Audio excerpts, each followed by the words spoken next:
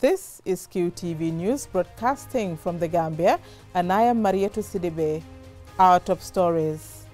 GAF PRO says OJ's comments are misleading and unfair. Alleged notorious criminals arrested at Bakote. APRC member allegedly held for criminal activities. Those are our top stories, and now the news in detail.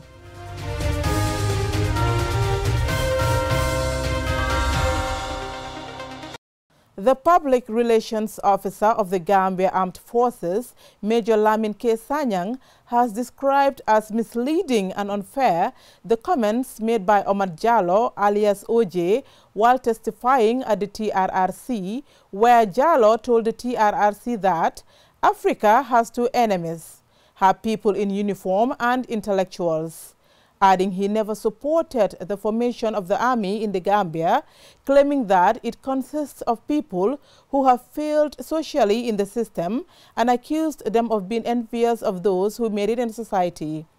QTV's Omar P. Jallo sought Major Sanyang's reaction to these claims. Here is an excerpt.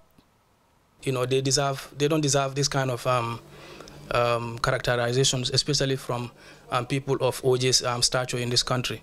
Like I said, you know, he had the ambition to, to occupy the highest office in this country. So hearing something like this from him, I don't think it augurs well, even for the young ones, who are coming, because there are so many, he has a lot of following.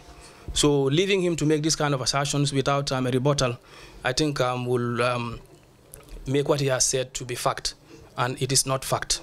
Because the Gambia Armed Forces today, I can tell you with confidence and pride that we have several departments, like the legal department. We have 12 lawyers, professionally trained from the Gambia University, and some have even gone outside. One of them is even with a PhD. When you come to the medical field, we have our medical facilities in our camps, and these medical facilities are manned by doctors, qualified trained doctors in the Gambia and also outside. And you talk about education. We have our schools in our camps. These are manned by military personnel who have gone to the Gambia College, and their HTC, High Teacher Certificate, and Primary Teacher Certificate. And we are working in tandem with the Ministry of Education to get these teachers, have the requisite amount of training and experience to be able to deliver. And that has been ongoing. And also when you come to the engineering corps, last week we just graduated a corps of engineers who were undergoing some training at the Yundum Barracks in plumbing, electrical fittings, you name it. And even in their corps you have officers who are highly trained and with graduate degrees, with degrees as graduates. Even myself talking to you, I did aviation. I'm an avionics engineer, like the electronics part of the aircraft. That's what I studied. And we have, even among us, we have pilots, who also trained with us, both in the Ukraine and also in the United States of America. Everybody knows about Spartan College of Aeronautics. I can even name names. The ADC to His Excellency President Barrow, he's a qualified pilot. They fly aircrafts before me. That's not like even story. The present 2IC Gambian contingent in Darfur, Major Abdullah Mboub, is also a pilot. He was with us. And then, when you talk about lawyers, we have the likes of Lieutenant Colonel Bahore Jaite. I can name a lot of them. Even the Chief of Defense Staff is a master's degree holder, and so many other people. In the past, like in 1984, if you are to quote those that left the army, even Captain Kambi, his testimony speaks volumes as to the courses that he went through.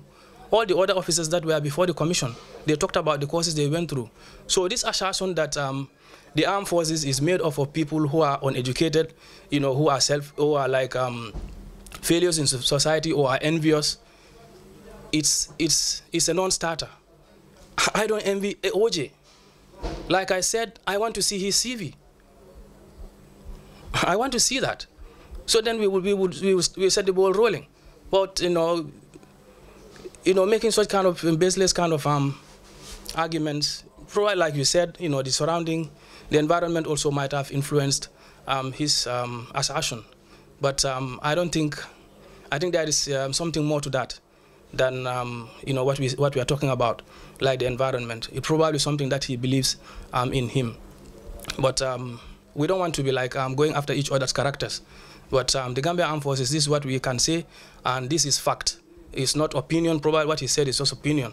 But the fact of the matter remains that we have degree holders in the Gambia Armed Forces, and we are not envious of anybody in society. The anti-crime unit of the Gambia Police on Tuesday arrested 3 men suspected to have stolen and possessed goods. These suspected notorious criminals are believed to be Senegalese nationals. The items allegedly stolen are 5 motorbikes, 2 flat screens, speakers, among other things. Jaina Basonko reports.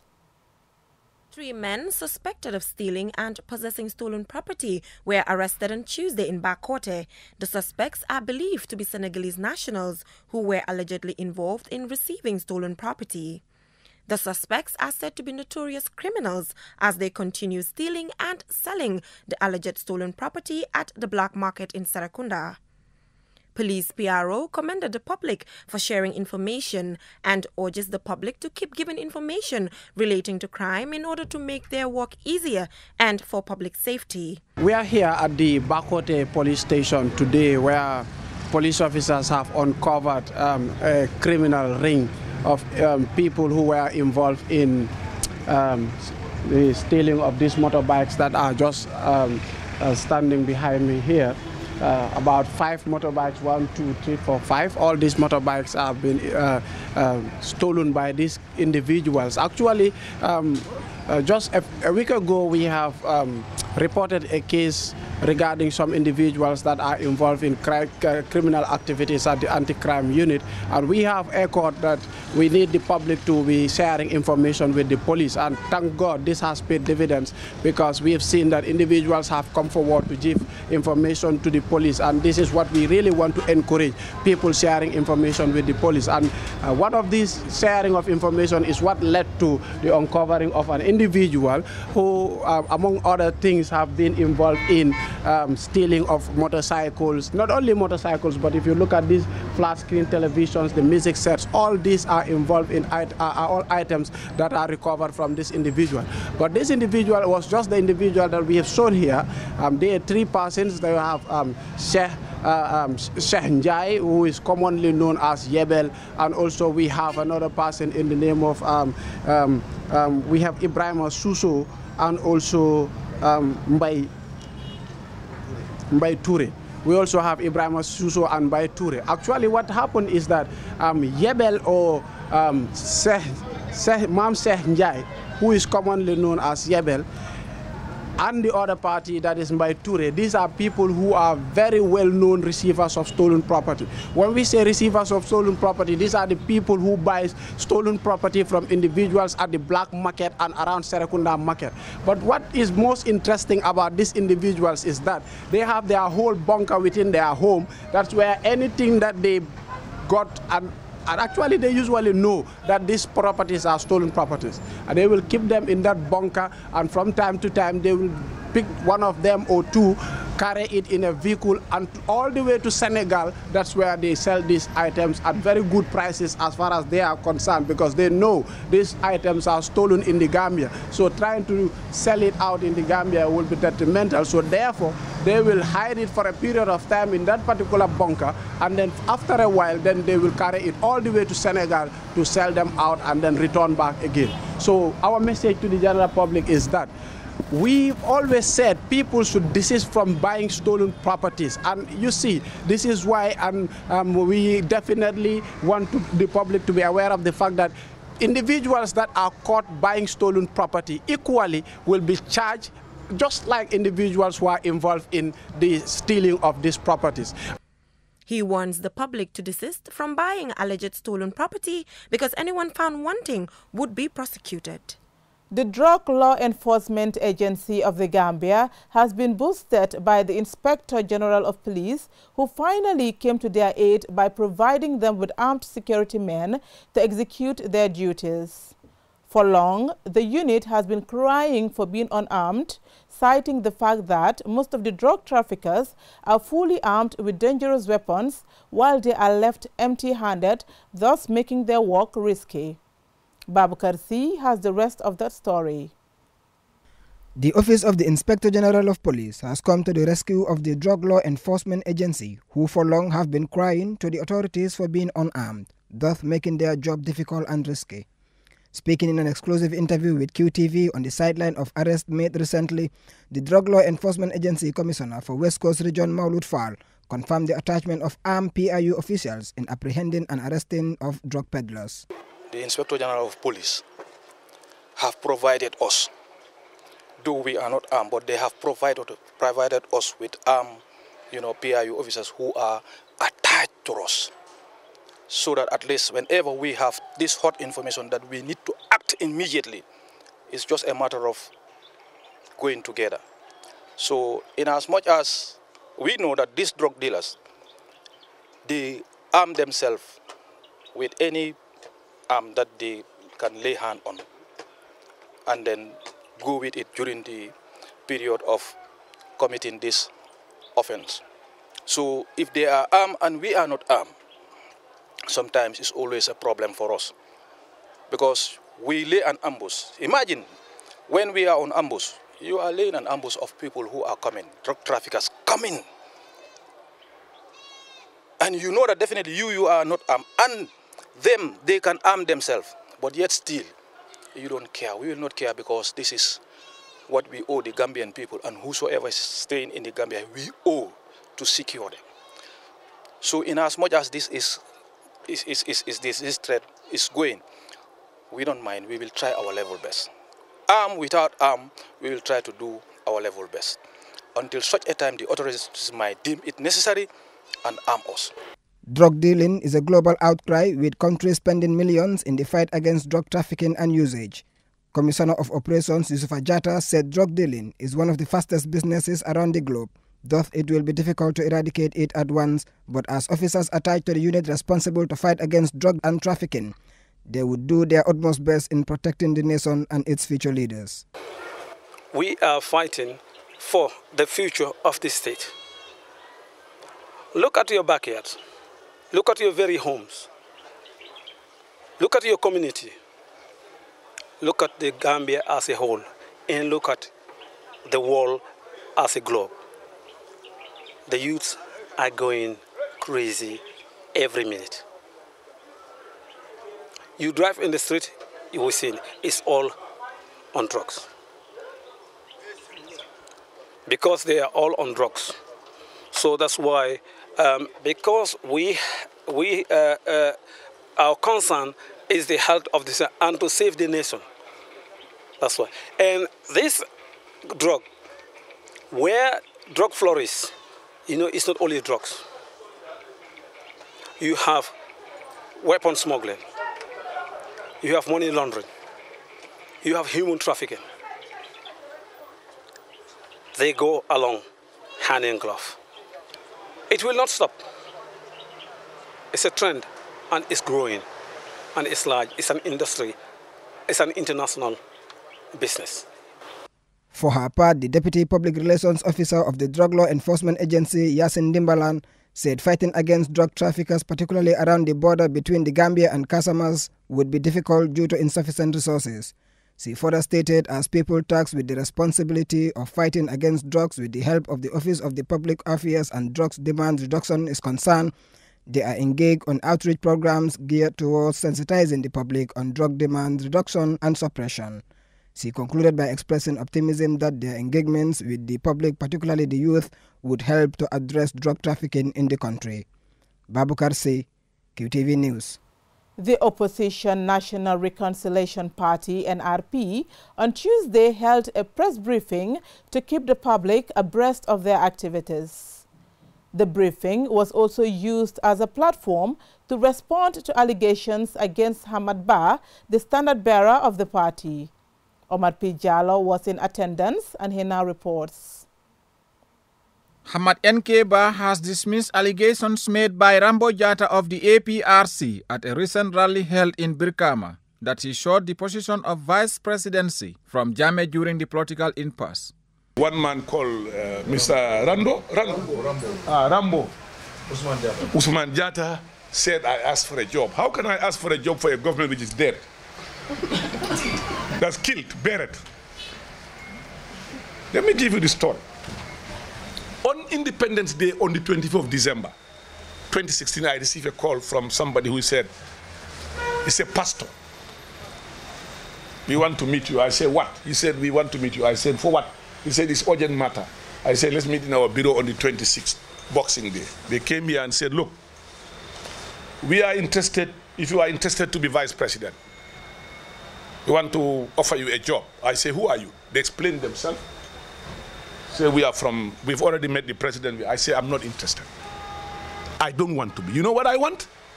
Tell President Jammeh that we have got him a place to stay outside the Gambia. We'll give him all the facilities he wants and take him out of the country. And I mentioned the country, gave him the contact person, gave him the person to talk to me. When we went to Nigeria, myself and my party, to meet the heads of state of West Africa, to discuss about the issue of ECOWAS taking a firm position. After the meeting, I said, let's go to General Abdul Salam Abubakar. We need to get Yaya Jammeh somewhere. We went to Abdul Salam, myself and I explained to Abdul Salam, said, this is what we want. Get us somewhere we can take Yaya Jammeh, so that he can leave the Gambia. We don't want bloodshed in our country. He agreed immediately. He took a flight, went to a foreign country. The next day he called me to say, we've got a place for Jammeh to go. And that's the contact person of the minister responsible. They will take charge of everything of Jammeh. When the guy came here, these two people came, I said, look, I'm not interested in any job. What I'm interested in is President Jammeh to respect the verdict of the Gambian people. The tourism minister also responded to the statement delivered by the president of the Gambia Bar Association at the state opening of the legal year on Sunday at the High Court complex in Banjul, questioning the rationale for the formation of youth movements in the country.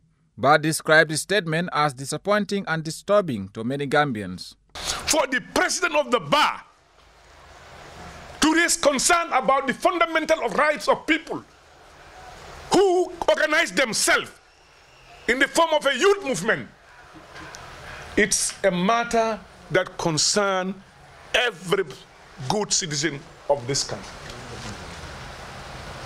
We bring following question to the Bar Association. Are they negating their responsibility as provided in the Constitution, that as a body, they are expected to defend and preserve and protect the provisions of the supreme law of the land as judicial officers, people in the service of Gambians in getting justice? It is spelled out clearly in the Constitution. Are they negating that responsibility and now being partisan? Being partisan for the simple reason that a political party or a member of a political party, a National Assembly member of a political party, and a political party have raised concern about the Barrow Youth Movement. Are they now openly supporting that political party? Are they associating themselves with that political party? Are they no longer independent? Are they no longer defending the Constitution? We want answers from the Bar Association. NRP leader Honorable Ahmad Nkeba said the party organizes annual press briefings to update Gambians on the progress and agenda of the party. Bar further disclosed the activities of the NRP in the political arena and the party's agenda for the 2019 and the next presidential elections. But some of us states, it was not easy, but we were able to be where we are today. We are grateful to God, and we are building a new team that will take over from us eventually, because we also need time with our families and also have to really take a back step sometimes, so that others will have to come in and continue the good job that we are doing. I think in every organization, you must put up structures to be ready to take over and then to eventually continue the work. But one advice I have before I proceed, party militants, party supporters must take full charge of their parties by making sure they contribute towards the running and management of political parties. The idea of political party leaders sourcing out resources for parties is not sustainable. I think we really need to start devising systems, how we can have farms in our villages, how we can contribute, how we can organize something to raise funds to be able to manage and run our political parties in the future. I think that you must put in your mind and we start thinking about it. And I hope that this coming season in every village or in every ward, we can have an NRP farm. He urged all Gambians to support the borough administration for the interests of all. Reporting for QTV News, I am Omar P. Jallo. Police PRO ASP Lamin Jai, during an interview with QTV's Ajibintu Drame on Tuesday, dismissed rumors that Omar Toure, a member of the APRC Party, who is reportedly arrested and detained for more than 72 hours by the police for allegedly uttering foul words against the president and vice president through social media, is inaccurate. PRO Njai says Omar Toure is allegedly involved in criminal activities such as money doubling or defrauding with other associates. He continues by alleging that the accused has been involved in such acts for years. He also alleged that the accused defrauds banks and individuals with an intention to permanently deprive them of money. Here is an excerpt. We also want to take this opportunity to clear the air on a situation that concerns an individual by the name Omar Toure. Omar Toure's situation has been going on viral on the internet and the social media and everywhere around, that he is a party militant of the APRC and the police have decided to arrest him. In fact, today's paper has covered that this individual had sent a WhatsApp audio that has to do with politics, and this is why he's been arrested. We want the general public to understand that gone are the days when police will arrest people as far as their political affiliation is concerned. When it comes to Omar Toure is involved together with some other people who are definitely involved in criminal activities as far as money doubling is concerned. Omar Toure, together with about 3 or 4 individuals in the persons of Seni Giana, another one is Ibrahim Mbalo, and another one is Omar Toure and also Alaji Jallo. These individuals have, according to them, money that they call black money. This is a piece of paper. It is cut in the size of the currencies, dollars, dalasi, and many other currencies. But what they normally do is they approach individuals, especially people they believe are having money. In this case, there are 2 individuals who work at different banks. These are the people they have approached and have said to these individuals that they need them to fund them so that they will be able to purchase what they call a normalizer.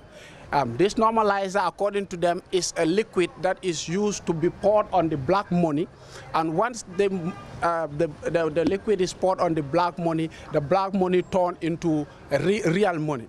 As we speak, there are notes of currencies, fake currencies. Actually, they call it real money, but these are fake currencies.